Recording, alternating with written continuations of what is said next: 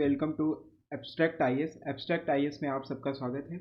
हम आज के करंट अफेयर्स डील करेंगे। आज के करंट अफेयर्स थोड़े अलग तरीके के हैं क्योंकि वीक डेज है, वीकेंड्स है, तो हम इस पे सोचें कि वीक में जितना भी हमने करंट अफेयर्स किया है तो उसको सारे को रिवाइज करने के लिए मैंने क्वेश्चन फॉर्म में करंट अफेयर्स को किया है। पहले हम कल के क्वेश्चन देख लेते हैं जो हमने कल के क्वेश्चन दिए थे। फर्स्ट क्वेश्चन था हमारा, consider the following statement with respect to United Nation Security Council. United Nation Security Council से था। फर्स्ट ऑप्शन इसका क्या है, each year the UN General Assembly elects 5 non permanent member for a 2-year term. Second option है, China and Pakistan has supported India candidature for a non permanent seat at United Nation Security Council for the year 2021 and 2022। तो China और पाकिस्तान ने क्या किया है, non permanent seat के लिए vote किया है इंडिया के, तो इसलिए इसका राइट ऑप्शन क्या होगा, इसका राइट ऑप्शन होगा बोथ 1 एंड 2। बोथ 1 एंड 2 इसका राइट ऑप्शन हो जाएगा क्योंकि यूनाइटेड नेशन जनरल असेंबली जो होती है वो 5 non permanent member for a 2-year term.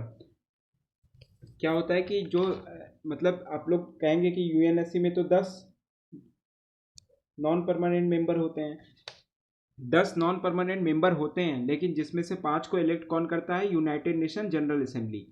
कितने साल के लिए, 2 साल के लिए, 2 साल के लिए United nation general assembly 5 member को, 5 नॉन परमानेंट मेंबर को ऐड करता है। अब 10 नॉन परमानेंट सीट कैसे डिस्ट्रीब्यूट होती है, वो एक रीजनल बेसिस पे डिस्ट्रीब्यूट होती है सीट्स। जो यूएनएससी के 10 नॉन परमानेंट सीट्स हैं वो कैसे डिस्ट्रीब्यूट होती हैं, 5 अफ्रीका और एशियन स्टेट्स के लिए हो जाते हैं, अफ्रीकन एंड एशियन स्टेट्स के लिए 5 हो जाते हैं।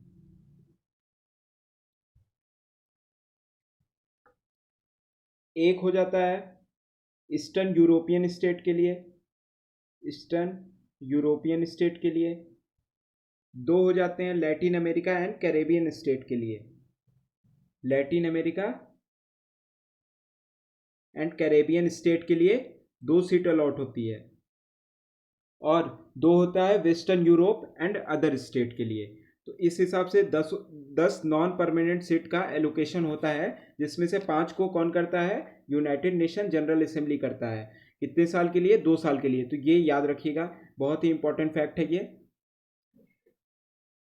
सेकेंड क्वेश्चन पे हम चलते हैं। सेकेंड क्वेश्चन है हमारा, BP Sharma committee sometime scene in the news recently is associated with which of the following. BP Sharma committee जो है वो किससे एसोसिएटेड है, तो ये है सीधा सीधा इसका आंसर है, to review other backward class creamy layer criteria. ये backward class creamy layer criteria के लिए ये एलोकेशन, ये कमेटी बनाई गई थी। थर्ड क्वेश्चन हमारा क्या है, consider the following pairs places in news और कंट्री। पहला है हमारा ओसाका, ओसाका कहाँ है, कनाडा। दूसरा शिलहट म्यांमार, तीसरा प्योंगयांग साउथ कोरिया। तो आपको इसमें से सही ऑप्शन बताने, तो इसमें से सही ऑप्शन कोई भी नहीं है, नन ऑफ द एबव। क्यों, क्योंकि जो ओसाका है वो है जापान में।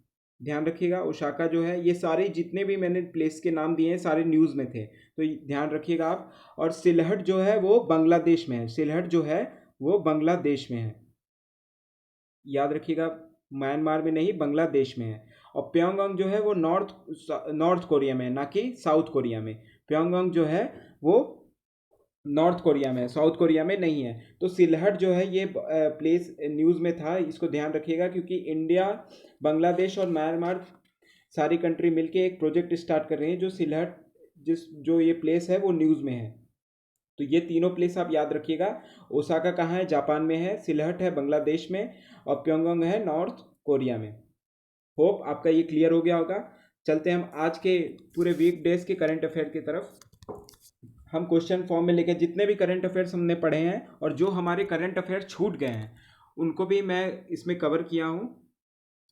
फर्स्ट है हमारा, फर्स्ट क्या है, what is the terminal high altitude area defence tarred sometimes scene in the news. ये हमने न्यूज़ पढ़ा हुआ था, terminal high altitude area defence जो एक क्या है, एन इजरायली रेडर। आप बताइएगा इसमें, वीडियो को, अगर वीडियो को पॉज करिएगा, पॉज करके कमेंट सेक्शन में आंसर दीजिएगा, उसके बाद वीडियो को फिर से रिज्यूम करिएगा।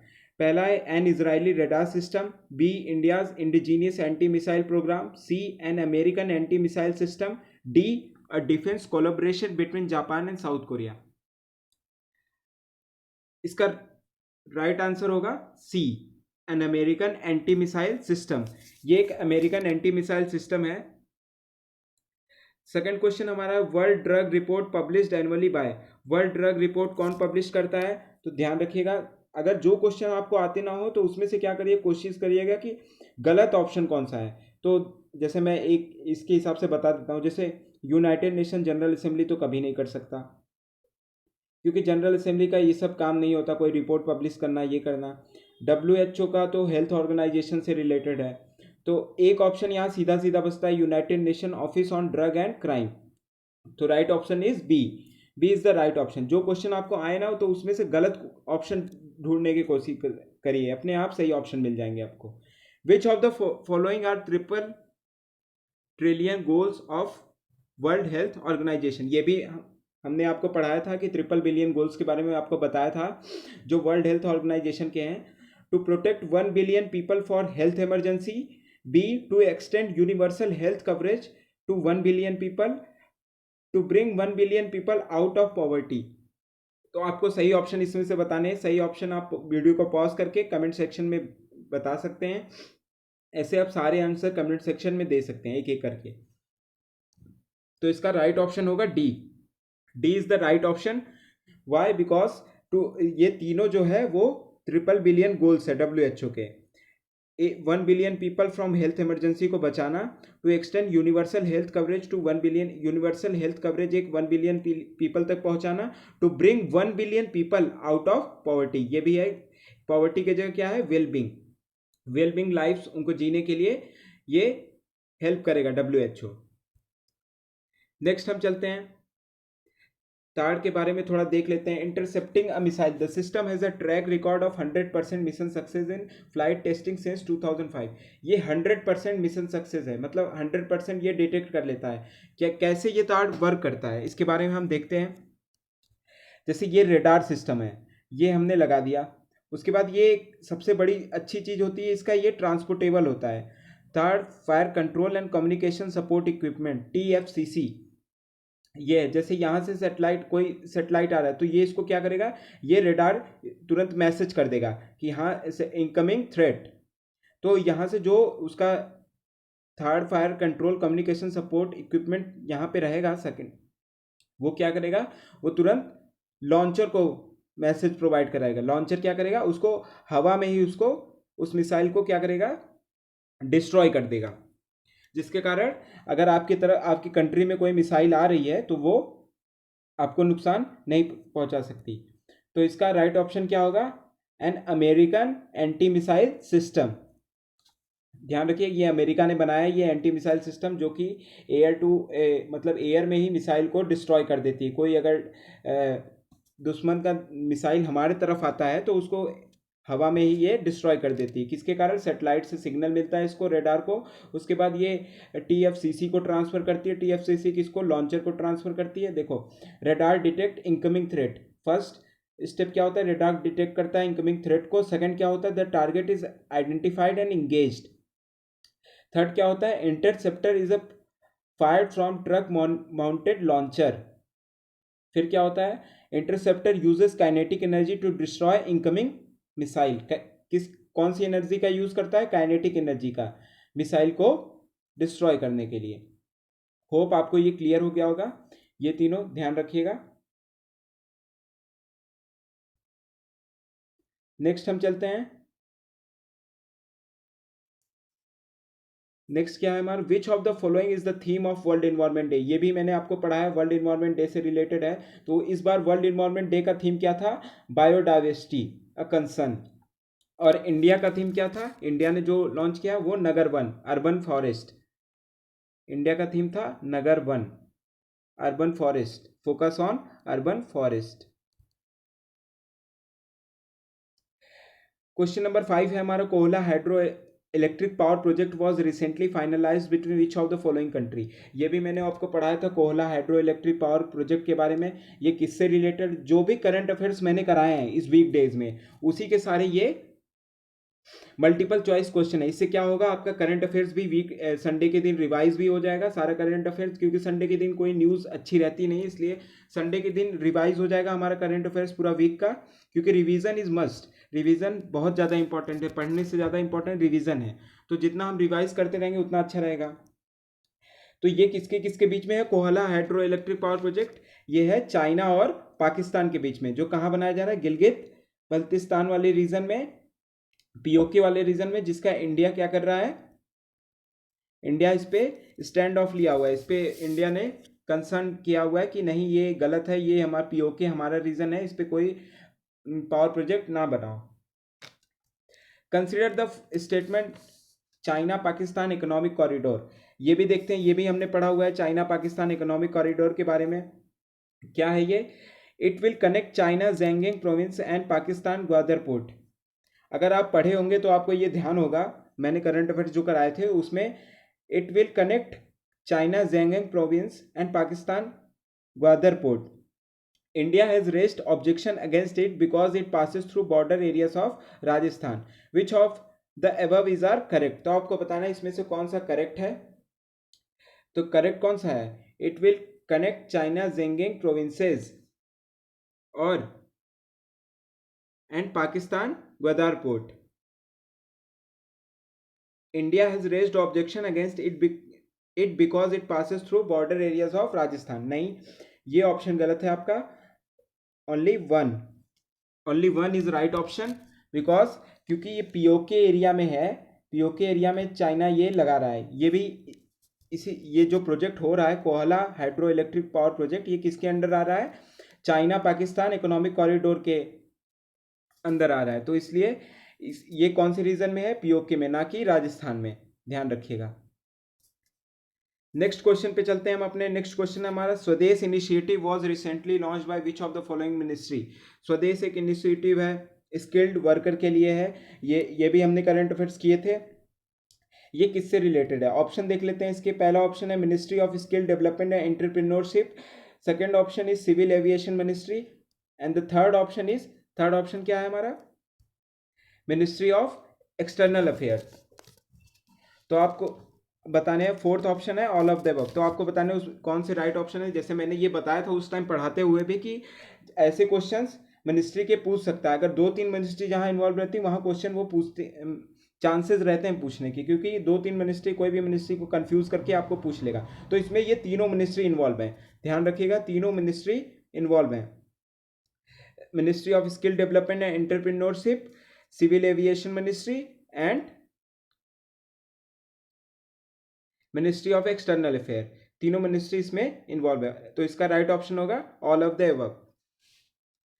8 क्वेश्चन हमारा, National Statistical Office comes under which of the following ministry. तो एनएसओ किसके अंडर में आता है, कौन सी मिनिस्ट्री के अंदर में आता है। तो आपको ये ध्यान देना है, पहला ऑप्शन है हमारा ministry of commerce, second option है ministry of finance, third option है ministry of statics and program implementation, and the fourth option is ministry of home affair. तो आपको बताने हैं कौन सी मिनिस्ट्री के अंदर आता है। तो कॉमन सेंस की बात है, नेशनल स्टैटिकल ऑफिस दिया हुआ है तो किसके अंदर आएगा, ministry of statics and program implementation. Next हम आगे चलते हैं, क्वेश्चन नंबर 9 क्या कह रहा है, which of the following countries are not the part of G7 summit.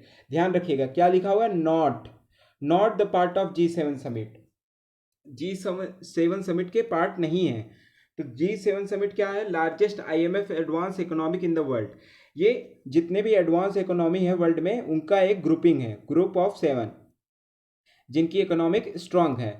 तो इसमें कौन कौन सी, इसमें पूछ रहा है इसमें से कौन सी कंट्री इसमें नहीं आती है, Canada, France, Germany, Italy.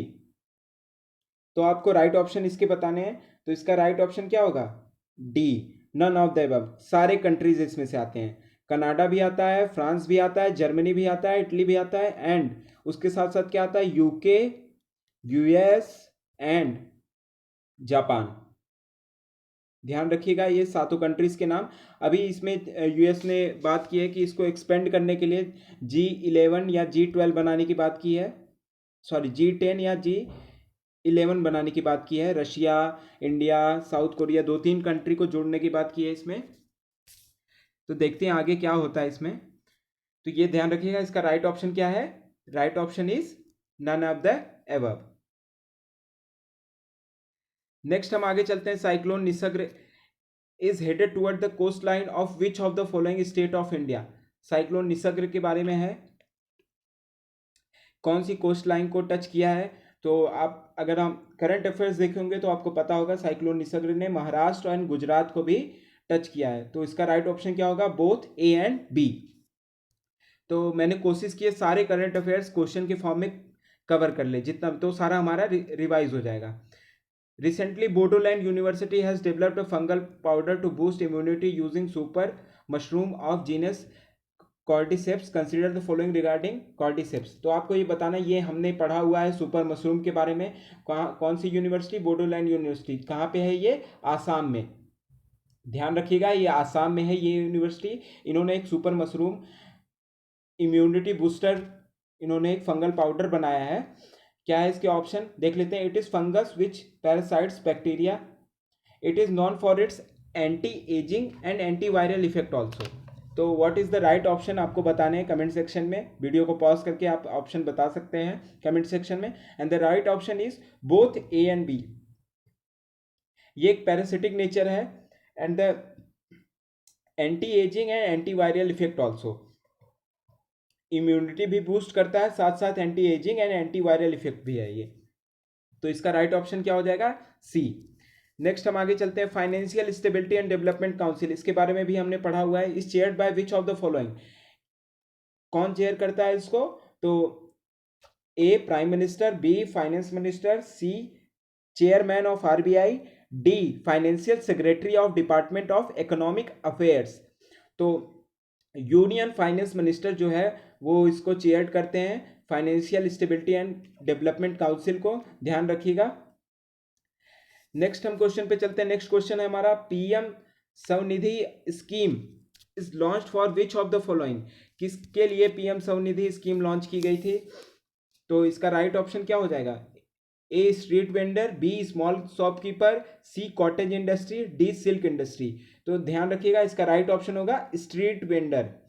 S V से ही है। स्ट्रीट वेंडर के लिए ये 10,000 रुपए का लोन प्रोवाइड कराएगी गवर्नमेंट, जिसमें वो मंथली और मंथ से पहले भी मंथली वाइज ईएमआई अपने हिसाब से वो जमा कर सकते हैं। जिसमें अगर वो टाइम टू टाइम अगर जमा करते हैं पैसे ईएमआई को, तो क्या होगा, उनको 7% का इंटरेस्ट भी प्रोवाइड किया जाएगा इस स्कीम के अंडर में। तो ध्यान रखिएगा ये सब सारी बात। पीएम स्वनिधि स्कीम किसके लिए है, स्ट्रीट वेंडर्स के लिए। नेक्स्ट हम चलते हैं नेक्स्ट क्वेश्चन पे। नेक्स्ट क्वेश्चन क्या है हमारा, band tail scorpion fish is a rare fish which was recently seen in the news. It was found from Sethukarai coast of which of the following. तो ध्यान रखिएगा पहले तो ये एक फैक्ट, सेतु कराई कोस्ट, मान लीजिए आपको जगह, अगर इसमें से जितने जगह दिए हैं अगर वो जगह यहाँ लिख दे, मान लो जैसे ऐसे क्वेश्चन आ जाए, band tail scorpion fish is a rare fish which was recently seen in the news, is it was found from gulf of Mannar of which of the following. तो अब आपसे पूछ लेगा कौन से कोस्ट के पास पाया गया है ये। तो ये आप ध्यान रखिएगा सेतु कराई कोस्ट, और इसका राइट ऑप्शन होगा ए गल्फ ऑफ मन्नार। ये हमने पढ़ा था बैंड टेल स्कॉर्पियन फिश के बारे में, जो एक पॉइजनस फिश होता है जिसका शेप होता है स्कॉर्पियन की तरह, इसीलिए इसको स्कॉर्पियन फिश बोला जाता है। तो ये गल्फ ऑफ मन्नार एरिया में मिला है। तो ऐसे क्वेश्चंस आते रहते हैं, तो इसीलिए मैंने ये भी क्वेश्चन डाल दिए। विच of the following country is not the part of horn of Africa. अब हम मैप से देख लेते हैं, 2-3 मैप भी हमने किए थे इसी बीच। तो हॉर्न ऑफ अफ्रीका में कौन सी कंट्री नहीं आती है। तो ध्यान रखना, अगर आपको ट्रिक याद होगा तो आप सिंपल से बता देंगे, सिड, क्या, सोमालिया, यूथोपिया, इरिट्रिया, जिबूती। तो कौन कौन सा, यूथोपिया, जिबूती, इरिट्रिया। तो इजिप्ट आता है, नहीं, इजिप्ट नहीं आता। तो option C is the right option, क्योंकि नॉट बोला है तो option C is the right option. ध्यान रखिएगा ये ट्रिक, सिट। तो ये आपको याद रहेगा, तो ऐसे क्वेश्चन आप आराम से चुटकी में कर सकते हैं। नेक्स्ट क्वेश्चन देखते हैं हम, कंसीडर द फॉलोइंग पेयर्स। अब सी और बाउंड्री कंट्रीज के बारे में देखते हैं। हर टाइप के क्वेश्चंस मैं लेके आया हूं आपके सामने। पहला क्वेश्चन, ये पहला ऑप्शन है इसका, रेड सी रेट्रिया, कैस्पियन सी ईरान, ब्लैक सी टर्की। तो आपको ये बताना है कि रेड सी, ये सारी कंट्री, ये सारे सीज इस कंट्री से बाउंड्री बनाते हैं कि नहीं, आपको राइट ऑप्शन इसमें से बताने हैं। तो रेड सी का क्या ट्रिक हमने बताया था, डेजी, डेजी बताया था, तो उसमें रिट्रिया आता है, यस रिट्रिया आता है, तो रेड सी में रिट्रिया बॉर्डरिंग कंट्री है।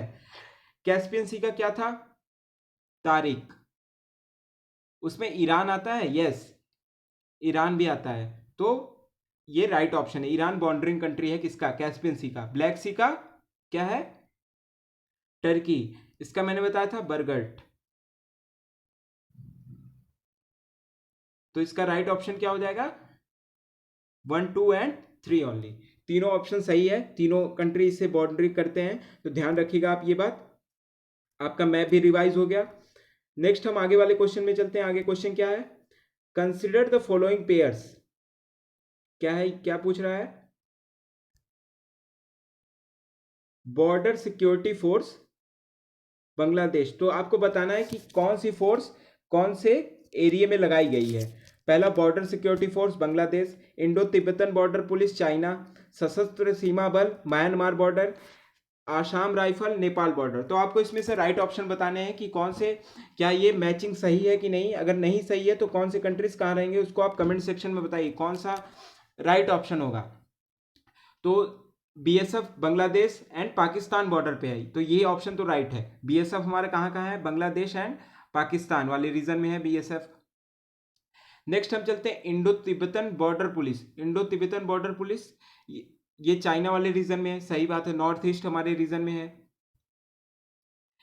सशस्त्र सीमा बल एसएसबी, एसएसबी हमारा कहाँ है, म्यांमार बॉर्डर पे नहीं, एसएसबी हमारा है कहाँ, नेपाल बॉर्डर पे। नेपाल बॉर्डर पे कौन सी फोर्स लगाई जाती है, एसएसबी सशस्त्र सीमा बल।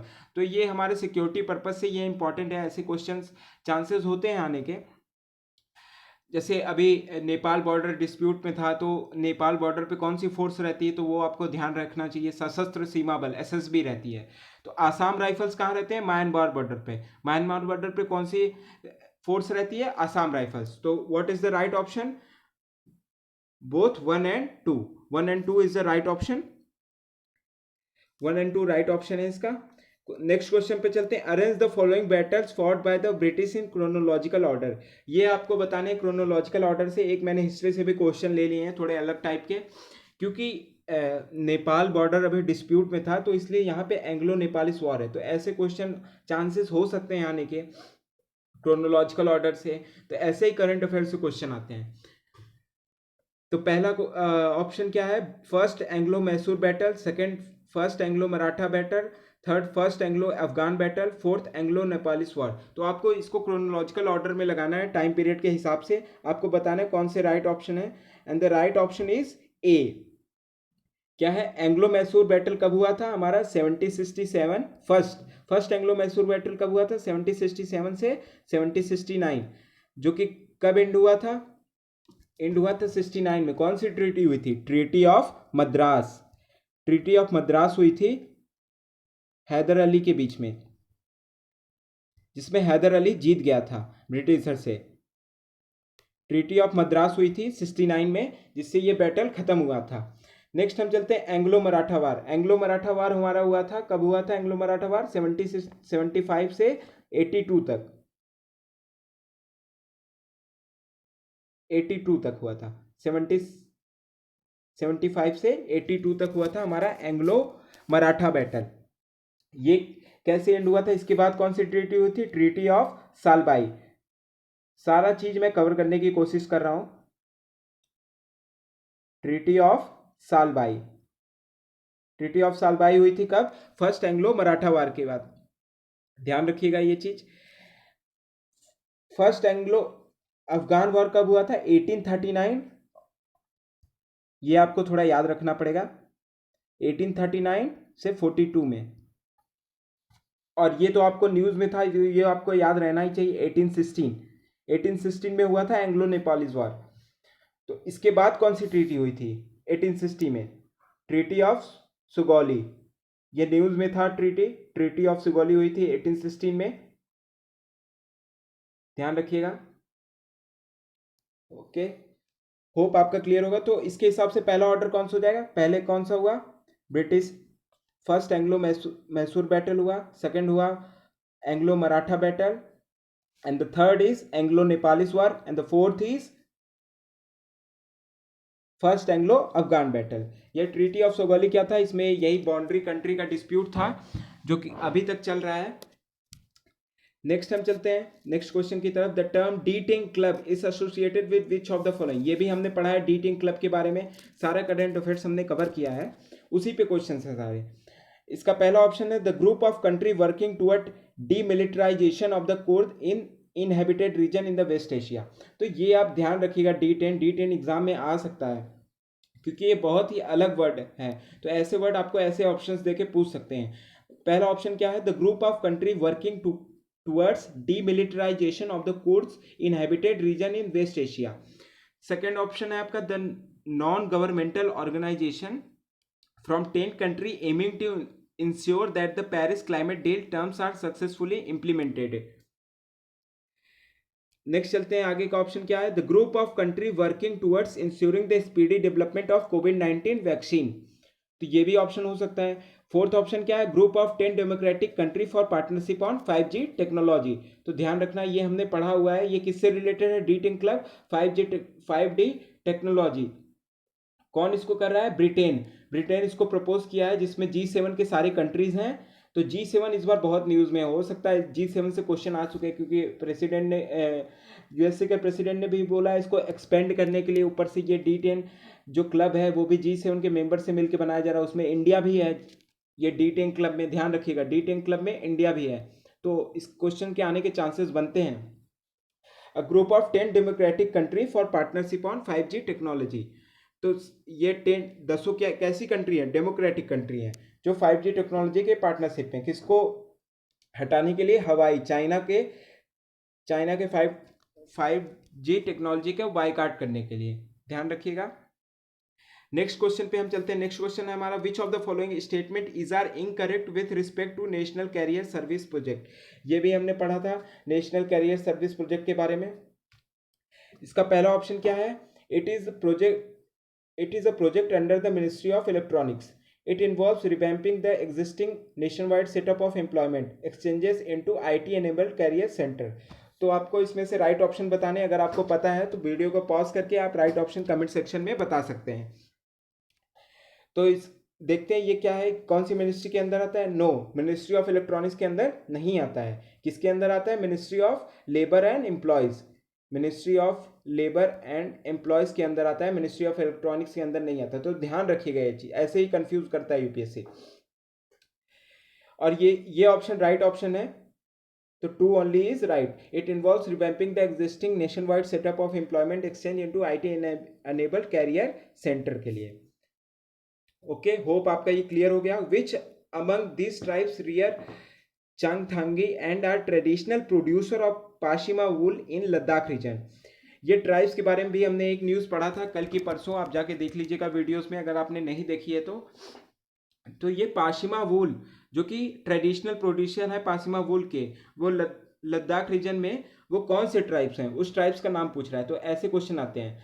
तो हमने ये पढ़ा था, तो याद होगा चांगपा ट्राइब जिसका चाइना ने कुछ 2 एकड़ जमीन चाइना ने कवर कर लिया, जहाँ पे उनके गोड्स एंड याक्स ग्रेजिंग करने जाते थे, घास वोस चरने जाते थे, तो उसी से उनको परेशानी हो रही, जो कि इंडिया ने अपोज किया है उसका। तो ये क्या होते हैं, पाशिमा वुल के ट्रेडिशनल प्रोड्यूसर हैं चांगपा ट्राइब्स।